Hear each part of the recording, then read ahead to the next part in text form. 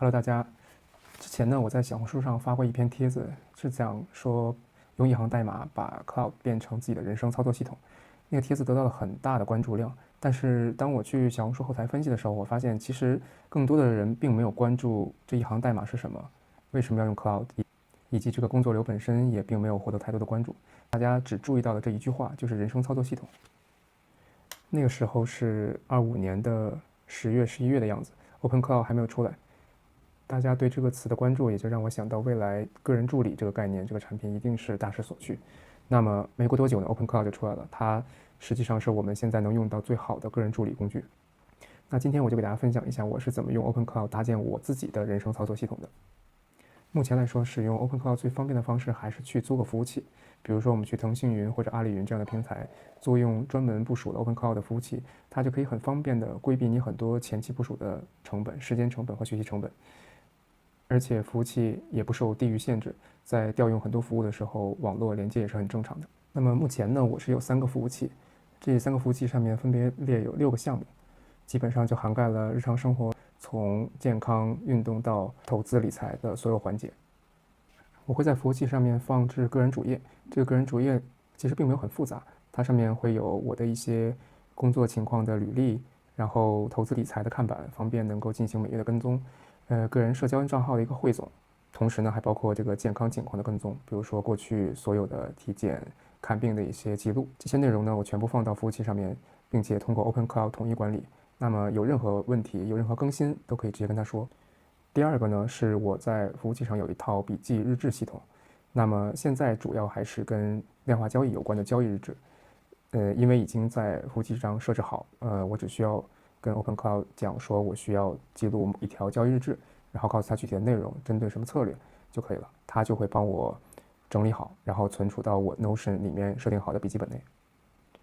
实际上我们仍然是在用 Notion 去完成一个笔记的记录，但是不同于以往，现在我们不需要自己打开 Notion 去做这个事情，只需要跟你的 OpenCloud 讲，它就会在事先配好的环境下面帮你存好。第3个呢是产品开发，也就是现在我在做的这个 AI 规划助理这个工具，它呢专门有一个服务器，为了方便跟其他的区分开，也做一层保护。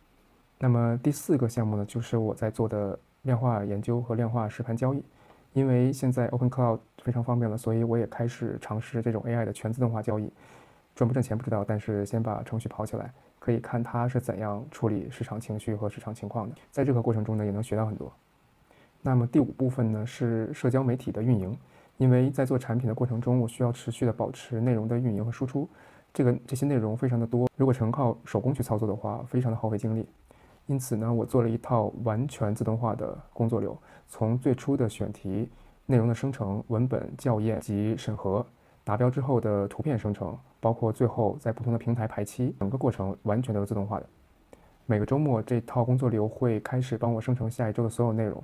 一旦内容达标以后呢，就会进入排期系统。他们会按照不同的日期，每天不同平台需要发布多少篇内容，来设定未来1周的排期安排。然后在服务器上面非常方便的监控这些内容的排期，在接下来1周可以按部就班的发布。那么第6部分呢，就是我之前在视频里给大家介绍的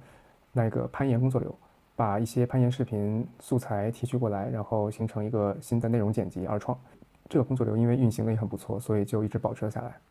未来呢，我还有2个重点要增加的内容项，一个是所有的运动数据的更新。现在我的服务器上只有我的健康数据，但是它并不能实时拿到我的运动数据，因此这个人生操作系统还不够完善。那最后一点呢，就是对我所有读书阅读的跟踪记录，这也是我希望能够纳入人生操作系统的一部分。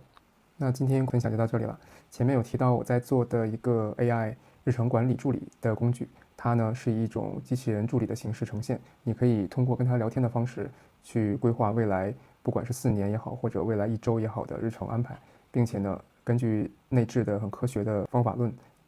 能够帮你很好的衔接短期到长期的规划，避免断层。如果你对这个工具感兴趣呢，可以关注并私信我，我会把使用链接发给你。好的，我们下期再见啊，拜拜。